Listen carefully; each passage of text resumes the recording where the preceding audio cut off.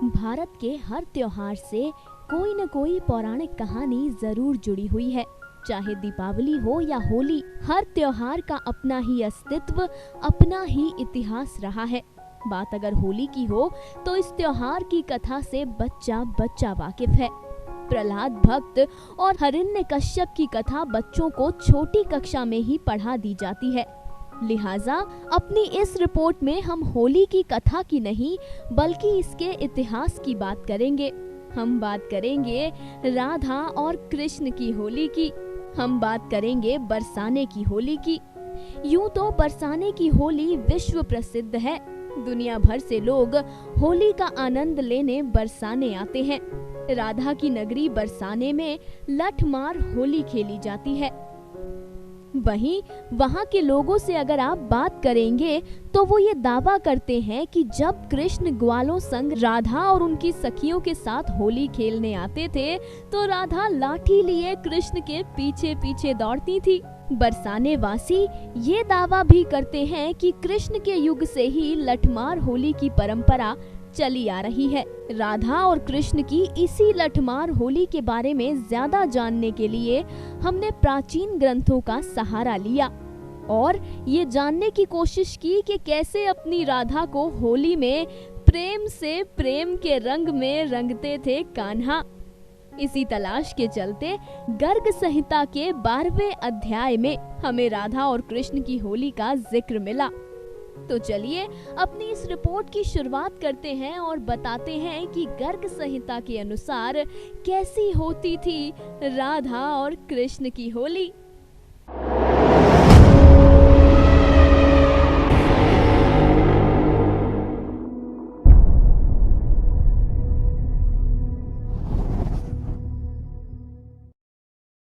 गर्ग संहिता के 12वें अध्याय में श्री नारद होली से पहले राधा की सखियों का वर्णन करते हैं।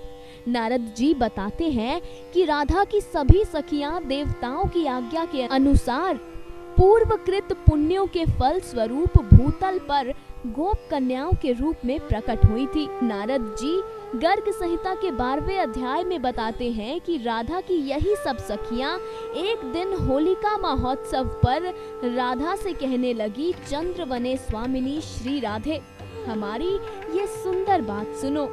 मधुमानिनी वृजभूषण नंदन तुम्हारी नगरी बरसाने में होली उत्सव पर विहार करने के लिए आए हैं। इसके आगे गोपियां राधा को कृष्ण के रूप का वर्णन करते हुए बताती हैं कि बरसाने में होली खेलने आए कृष्ण की यौवन से भरी चंचल आंखें जैसे चारों तरफ अपनी राधा को ही खोज रही हो। घुंघराले नीले केशों के समूह उनके कंधों को चूम रहे हो। उनके तन पर पीले रंग का रेशमी वस्त्र अपनी घनी शोभा बिखेर रहा हो। उनके पांव के घुंघरू मानो सबका ध्यान अपनी ओर आकर्षित कर रहे हो। उनके मस्तक पर बाल रवि के समान कांतिमान मुकुट विराजमान है। उनके तन पर सजे गहने जैसे अपने भाग्य पर इतरा रहे हो। इसके साथ साथ उनके गालों पर लगा हुआ गुलाल जैसे राधिका को ही पुकार रहा हो। गोपियों ने आगे बताया कि कृष्ण ने हाथों में नई सी पिचकारी ले रखी है और हे सखी राधे, तुमसे अपार प्रेम करने वाले तुम्हारे संग रास करने वाले कृष्ण तुम्हारे ही शीघ्र निकलने का पास खड़े रहकर राह देख रहे हैं। गोपियां राधा को समझाती हैं और कहती हैं कि तुम भी अपमान को त्याग कर होली के बहाने निकलो। परम बुद्धिमती प्यारी सखी उठो और अपनी पूरी सखी मंडली के साथ इस स्थान की ओर चलो जहां श्याम सुंदर भी मौजूद हैं। हे राधे, ये समय तुम्हें फिर कभी नहीं मिलेगा। गोपियां कहती हैं कि बहती हुई धारा में हाथ धो लेना चाहिए। गर्ग संहिता में गोपियों की इस बात के बाद नारद जी आगे बताते हैं कि सखियों के समझाने के बाद मानवती राधा मान छोड़कर उठी और सखियों के समूह से घिरकर होली का उत्सव मनाने के लिए निकली। राधा और उनकी सखियों ने अपने साथ चंदन, कस्तूरी, हल्दी और केसर के घोल से भरी हुई छोटी छोटी मटकियां भी ले ली। नारद जी कहते हैं कि राधा और उनकी सखियां उस ओर चल दी जहां पर ग्वाले और कृष्ण उपस्थित थे। राधा और उनकी सखियों के हाथ लाल रंगे हुए थे। नारद जी बताते हैं कि राधा की सभी सखियां हास्य युक्त गालियों से सुशोभित गीत गाते हुए कृष्ण के पास जा रही थी। इसके साथ साथ राधा की सखियां गुलाल का चूर्ण हाथों में लेकर इधर उधर फेंकती हुई भूमि, आकाश और वस्त्रों को लाल किए देती थी। ऐसा लग रहा था जैसे मानो गुलाल की करोड़ों मुट्ठियां एक साथ उड़ रही हों। और फिर उस स्थान पर पहुंचकर ब्रज गोपियों ने कृष्ण को चारों ओर से घेर लिया, उनके मुख पर गुलाल पोता और फिर सभी अंगों पर गुलाल बरसाए। इसके बाद सभी ब्रज गोपियों ने एक साथ केसर युक्त रंग से भरी मटकियों से कृष्ण को पूरी तरह भिगो डाला। नारद जी बताते हैं कि वहाँ जितनी गोपियां थी, कृष्ण ने भी उतने ही रूप धारण कर गोपियों को छला और अपनी राधा के साथ विहार करने लगे। नारद जी कहते हैं कि कृष्ण अपनी राधा को गुलाल लगाने लगे। राधा और कृष्ण का प्रेम होली के उत्सव पर ऐसा दिख रहा था जैसे मानो वर्षा काल की संध्या वेला में इंद्रधनुष के साथ मेघ सुशोभित होता है।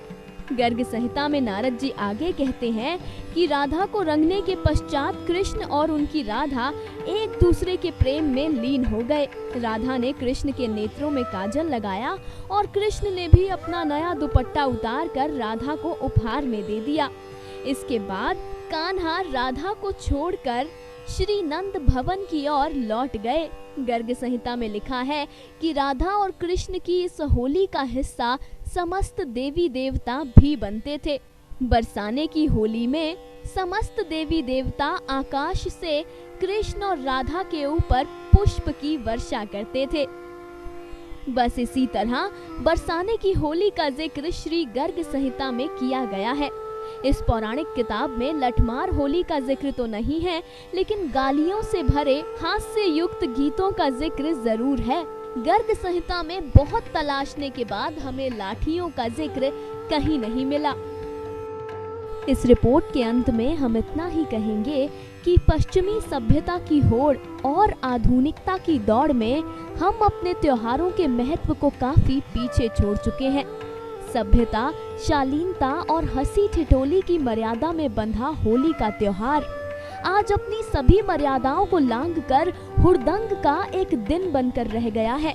कृष्ण और राधा के प्रेम भरे रंगों का प्रतीक यह त्योहार यदि अपने भावों को प्रकट करने में सक्षम होता तो आज अपनी दुर्दशा देखकर आंखों में आंसू लिए बस इतना ही कहता, कान्हा तुम मुझे अकेला छोड़कर क्यों चले गए।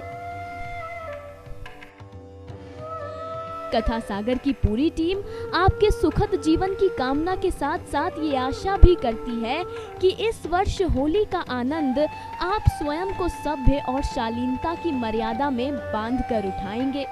आप सभी को होली की हार्दिक शुभकामनाएं। कथा सागर डेस्क रिपोर्ट। हर अपडेट के लिए सब्सक्राइब करें